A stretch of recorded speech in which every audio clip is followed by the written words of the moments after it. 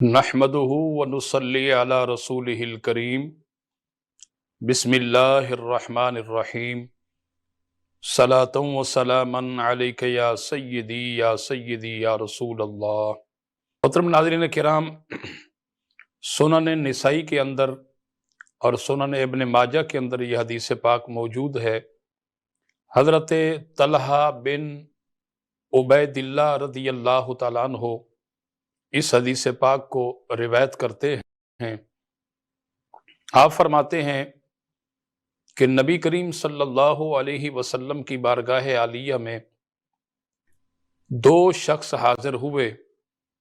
اور ان دونوں نے ایک ہی وقت میں کلمہ طیبہ پڑھا اور اسلام کی دولت سے سرفراز ہو گئے،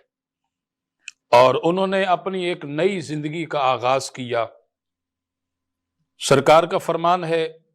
ان الاسلام یہدم ما کان قبلہ، کہ اسلام اپنے پہلے کے تمام داغوں کو مٹا کر کے ختم کر دیتا ہے۔ اور ان دونوں حضرات نے حضور کی بارگاہ میں حاضر ہو کر کے اسلام قبول کر لیا۔ اب یہ دونوں کے دونوں منصب صحابیت پر فیض ہو گئے، اور اسلام قبول کرنے کے بعد یہ نیکی کے کام میں مصروف ہو گئے۔ اب ان دونوں صحابہ کے درمیان ایک جو صحابی رسول تھے وہ نیکیوں کے معاملات کے اندر بہت زیادہ تیز رفتار تھے، یعنی نماز کے معاملات کے اندر، روزہ اور زکوٰۃ کے معاملات کے اندر، صدقہ خیرات کے معاملات کے اندر، نیکی کے ہر کام کے اندر بڑے فاسٹ اور بہت ہی تیز ترین تھے۔ محترم ناظرین کرام، وہ صحابی رسول جو کہ بہت نیکیوں کے معاملات کے اندر جو ہے تیز رفتار تھے، وہ ایک غزوہ کے اندر شریک ہوئے، اور اس غزوہ کے اندر انہوں نے شہادت کا جام نوش کر لیا اور وہ شہید ہو گئے۔ اس کے بعد دوسرے صحابی رسول ان کی شہادت کے بعد 1 سال تک زندہ رہے، اور 1 سال گزرنے کے بعد وہ دوسرے صحابی رسول بھی اللہ کو پیارے ہوئے، ان کا بھی انتقال ہو گیا۔ حضرت طلحہ بن عبید اللہ رضی اللہ تعالیٰ عنہ فرماتے ہیں کہ میں نے حالت خواب کے اندر دیکھا کہ میں جنت کے دروازے کے پاس موجود ہوں، اور جنت کے دروازے پر یہ دونوں صحابہ جنہوں نے ایک ساتھ اسلام قبول کیا تھا، یہ دونوں صحابی جنت کے دروازے پر کھڑے ہیں۔ یعنی وہ صحابی بھی موجود ہے جو نیکی کے معاملات کے اندر تیز رفتار تھے، اور 1 سال پہلے وہ ایک جنگ میں شہادت کا جام نوش کر گئے تھے، اور دوسرے صحابی جو کہ ان کے انتقال کے، ان کی شہادت کے 1 سال کے بعد انتقال کرتے ہیں، وہ بھی جنت کے دروازے پر موجود ہیں۔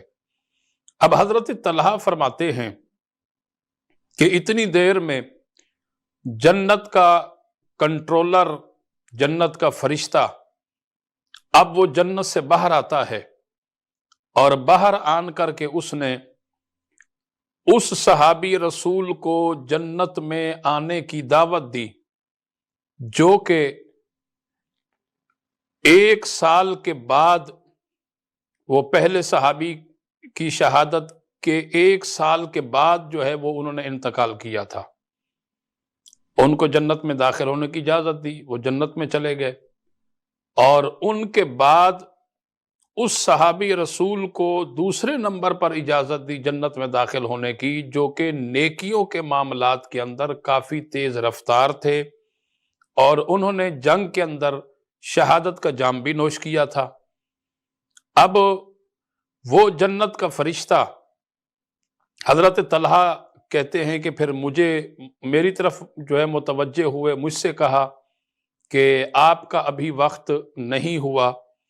آپ جو ہے ابھی جنت میں داخل نہیں ہو سکتے، کیونکہ حضرت طلحہ زندہ تھے اور یہی مقصد تھا ان کا کہ آپ کا بھی وقت نہیں ہوا۔ اور جب آپ نے یہ خواب دیکھا تو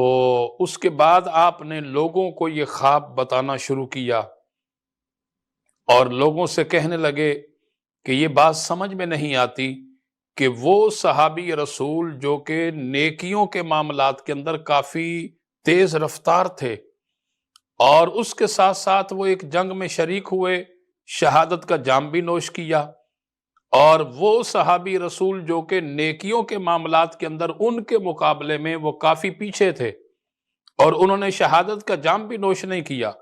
لیکن ہونا تو یہ چاہیے تھا کہ وہ جو نیکیوں کے معاملات کے اندر تیز رفتار تھے،